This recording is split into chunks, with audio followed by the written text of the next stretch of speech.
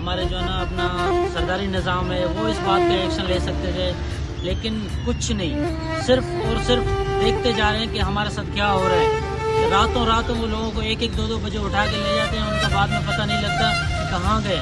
بھائی اگر جن کے اوپر دہشت گردی ثابت ہوتی ہے ان کو ثابت کرو، عدلیہ ہے، عدالتیں ہیں، آپ کیوں خاموش ہیں؟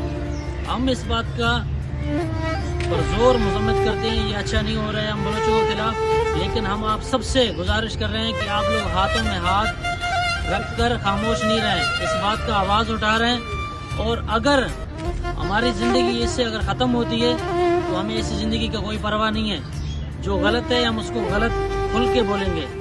ہم آپ سب سے یہی ریکویسٹ کر رہے ہیں کہ کوئی بلوچ خاموش نہیں رہے گا اس ظلم کے خلاف۔ وہ ان بلوچوں پہ نہیں ہو رہا ہے، وہ ہمارے یہ پورے بلوچ قبائل پہ اور ہم سب بلوچوں پہ یہ ہو رہا ہے۔ سب احتجاجی پارٹی